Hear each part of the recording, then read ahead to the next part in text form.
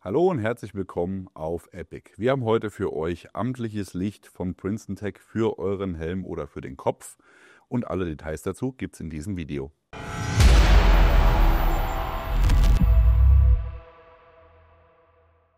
Die Firma PrincetonTec aus den Vereinigten Staaten hat unter der MPLS-Serie verschiedene Helmlampen, auch Kopflampen zur Verfügung. Wir haben euch bereits schon die Switch vorgestellt, die haben wir hier einmal nochmal im Detail. Hängen wir euch das Video ans Ende dieses Videos, dann könnt ihr euch das auch nochmal anschauen. Falls ihr auf der Suche nach etwas kleinerem, kompakterem habt, einfach nur eine Leselampe oder ein Leselicht am Helm haben wollt, dann wäre die Switch oder auch die etwas kleinere Point die richtige Wahl. Wir wollen aber heute über die Charge sprechen, die hier montiert ist. Die Charge ist jetzt auch in der neuesten Generation angelangt. Davon gibt es zwei verschiedene Varianten. Also die Charge, diese Variante hier heißt genau PrincetonTec Charge X IR Max. Und es gibt nochmal die Charge X. Das ist quasi die reguläre Variante. Im Vergleich zum Vorgänger haben wir hier von 56 Lumen auf 100 Lumen abgegradet bei der regulären Version, der Charge X. Die LED-Anzahl ist gleich geblieben, das heißt, wir haben hier ein großes Weißlicht und dann nochmal ein kleines IR-Licht, ein kleines Rotlicht, ein kleines Grünlicht und ein kleines Blaulicht. Das wäre die Charge X. Ist dann dafür vorgesehen, dass zum Beispiel für den Lesebereich unterm Nachtsichtgerät eben nur eine kleine LED vorhanden ist. Die Charge X IR Max verfolgt einen anderen Ansatz. Hier hat man gesagt, wir wollen die primäre LED, also die große LED, dafür haben, dass ich dann auch mit IR-Licht navigieren kann. Gerade dann, wenn ich ein Nachtsichtgerät habe, was vielleicht keinen guten internen IR-Strahler hat oder wenn ich den überhaupt nicht benutzen möchte, sondern tatsächlich immer mit einer externen Quelle arbeiten möchte. Und da wäre hier die Charge X IR Max genau das richtige Mittel der Wahl. Ja, gucken wir uns einmal die Spezifikationen an und dann schauen wir, was sie sonst noch so zu bieten hat. Wie gesagt, auch hier haben wir wieder 5 LEDs, eine große LED und außenliegend 4 kleine. Hier ist es allerdings so, dass die große LED mit einem IR-Strahler ausgestattet ist, der mit 862 Nanometer arbeitet. Die hat 2 Stufen, nämlich einmal IR High und IR Low. Also es wäre auch hier ein kleines IR-Leselicht möglich. Und die außenliegenden LEDs sind geteamt, also man hat immer 2 LEDs, die zusammenarbeiten. Die eine Seite sind 2 weiße LEDs und die andere Seite sind 2 rote LEDs, die jeweils mit 10 Lumen auch nur als Leselicht und nicht als Navigations- oder Fortbewegungslicht gedacht sind. Die Leistung ist so aufgeteilt, dass im IR High-Modus die Lampe 8 Stunden Licht bietet, im IR Low-Modus 30 Stunden Licht und das White-Licht 16 Stunden bietet und das Rotlicht ca. 20 Stunden. Der Hersteller gibt an, dass man damit eine Reichweite von 8 Metern erzielt. Das ist auch ungefähr das, womit wir geguckt haben und geprüft haben, dass es passt. Es ist natürlich kein Licht, was ausleuchtet, sondern wirklich nur, um sich fortbewegen zu können. Wie ihr schon hier mit der Switch gesehen habt, ist hier nicht nur mehr Leistung, sondern auch ein anderer Batteriebetrieb möglich. Während man hier mit einer Knopfzelle arbeitet, hat man hier eine echte Dual-Fuel-Variante jetzt im Vergleich zum Vorgänger geschaffen. Das heißt, man hat hier die Möglichkeit, 2 verschiedene Batterien zu nutzen. Und das hat man auch echt sehr smart gemacht, denn man hat hier einmal die Möglichkeit, mit CR123 Batterien zu arbeiten, aber man kann hier auch AA-Batterien einsetzen. Und das Schöne jetzt hier an dem Modell oder an der Variante ist, dass ich hier, wie ihr es gerade gesehen habt, keinen Abstandshalter oder keinen Distanzhalter brauche, sondern man hat das hier so aufgebaut, dass hier ein federgelagertes Endstück ist, was dann durch die AA-Batterie natürlich weiter reingedrückt wird und bei der CR123-Batterie, die ja deutlich kürzer ist, eben nicht so weit reingedrückt wird. Also das ist ziemlich smart, vor allem weil es halt dann die beiden Batterien sind, die am meisten beim Militär auch im Einsatz sind. Die CR123 ist ja bei Nachtsichtgeräten oder auch bei IR-Strahlern und Co. recht verbreitet. Und die AA-Batterie ist eben eine Batterie, die überall verfügbar ist. Von daher ist es gut, wenn man hier mit beiden Varianten arbeiten kann. Ebenfalls neu, zumindest zu unser Kenntnisstand, ist hier eine IP68 Wasserdichtigkeit. Man hat jetzt hier hinten am Verschluss des Deckels nochmal eine Gummidichtung. Das heißt, früher war bei PrincetonTec oftmals so, dass die Lampen nur spritzwassergeschützt waren und hier haben wir jetzt wirklich eine IP68 Wasserdichtigkeit.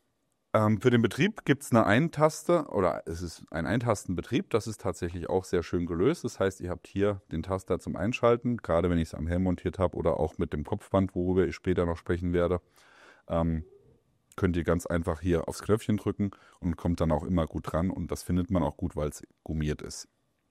Wenn ich die Lampe jetzt so wie sie ist gerade in dem Zustand einschalte, drücke ich einmal kurz drauf und dann startet die Lampe immer mit IR Low. Das heißt tatsächlich auch für die versehentliche Aktivierung hat man hier vorgesorgt, dass man immer in einem relativ dunklen Licht startet und dann auch im IR-Modus direkt. Wenn ich jetzt nochmal drücke, nachdem ich jetzt die Lampe eine Zeit lang in Betrieb hatte, geht sie auch dann direkt wieder aus.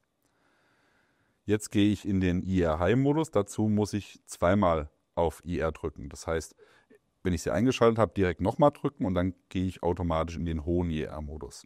Jetzt habe ich wieder einen Moment geredet. Wenn ich jetzt drücke, geht sie wieder aus. Wenn ich die Lampe direkt ausmachen möchte, dann kann ich auch durchschalten, indem ich sage 1, 2, 3 und dann ist die Lampe auch wieder aus.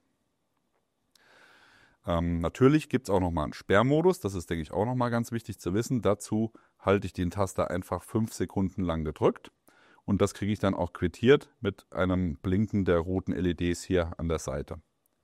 Jetzt habe ich den Sperrmodus erreicht, das heißt, in dem Moment, wo ich jetzt hier drauf rumdrücke will, seht ihr schon, kriege ich das immer kurz mit einem roten Blinklicht quittiert und dann weiß man genau, okay, ich bin im Sperrmodus und genauso wie ich ihn eingeschaltet habe, kriege ich ihn auch wieder raus.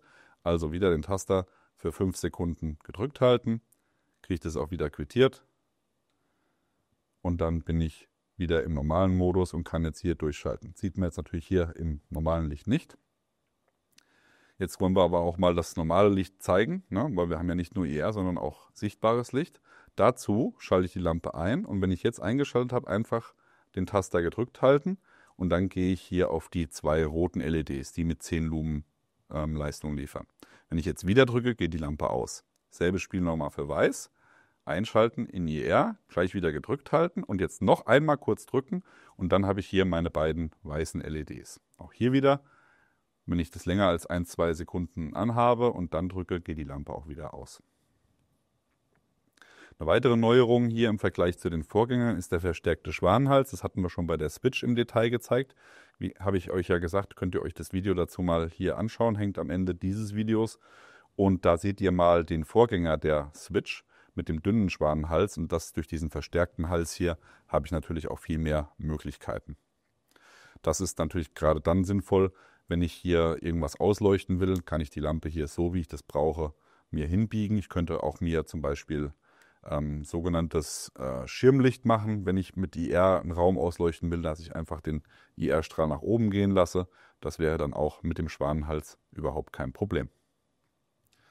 Standardmäßig ist die Switch hier, die Charge hier schon mit einer Aufnahme für die normalen Arc Rails für Helme ausgestattet. Da seht ihr auch schon, habt ihr hier auch nochmal einen federgelagerten Ball Detent, der das Ganze vom Widerstand her noch ein bisschen stabiler und fester macht.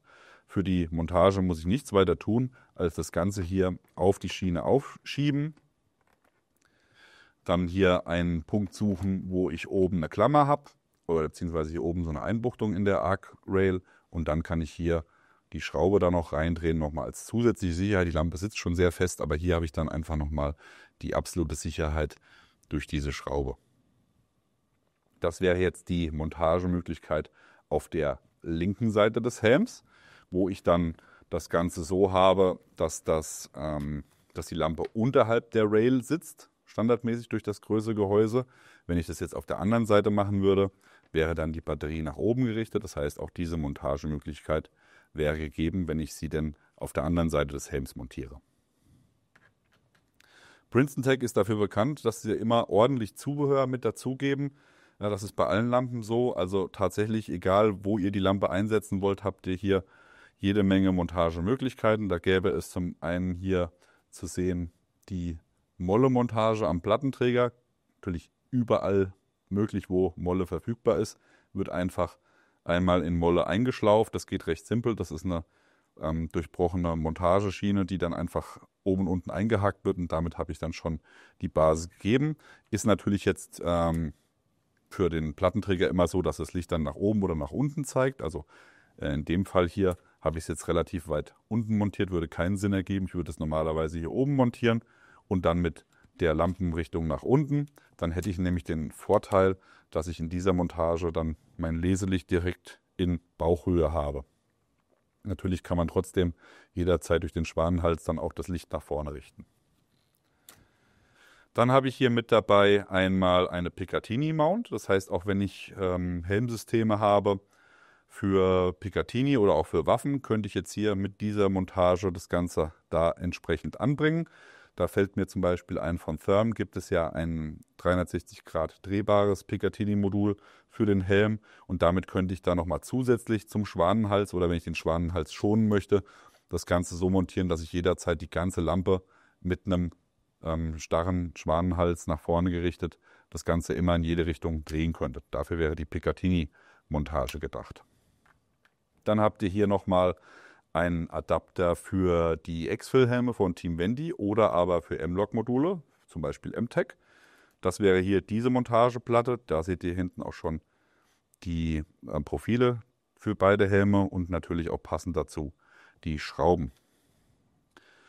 Die dritte Variante, beziehungsweise dritte und vierte Variante, betrifft einmal den normalen Helm und einmal den Helm mit Arc Rail und einmal einen ganz normalen Mitch-Helm.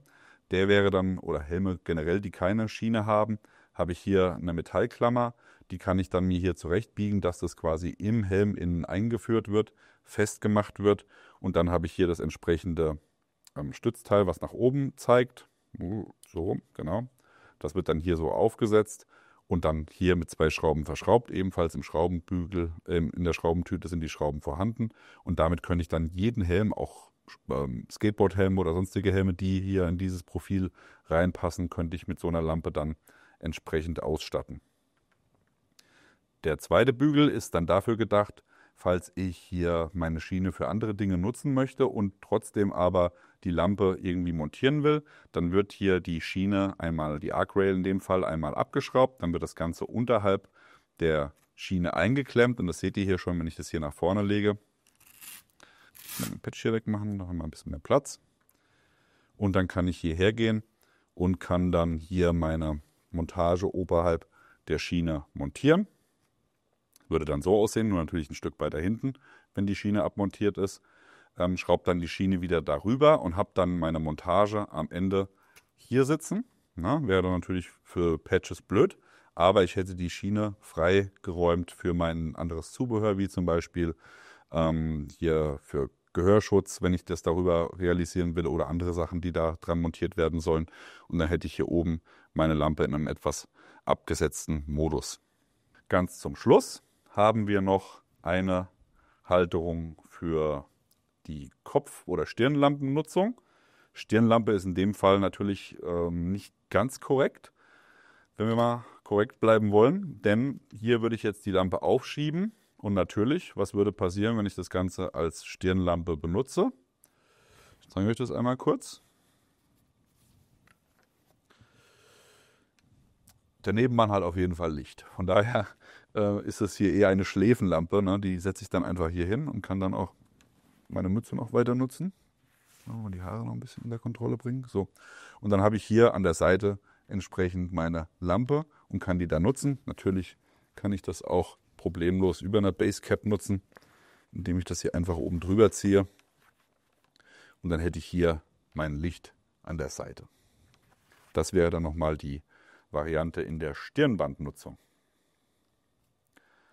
Gefällt uns sehr, sehr gut. Alles in allem hat man hier mit einer Lampe, die gerade mal 55 Gramm wiegt, ein sehr umfangreiches Paket, gerade auch spezifisch für den Anwender. Wenn ich sage, ich brauche viele verschiedene Farben und ein gutes Weißlicht mit 100 Lumen, dann wäre das die Charge X, aber auch hier als Navigationslicht für den Nachtsichtbetrieb mit einem IR-Modus als Haupt-LED, wo ich mit 2 verschiedenen Modi arbeiten kann und trotzdem noch weißes und rotes Licht habe für eine grundlegende oder für eine Basis Fortbewegungsmöglichkeit mit 10 Lumen oder eben halt auch nochmal als Leselicht.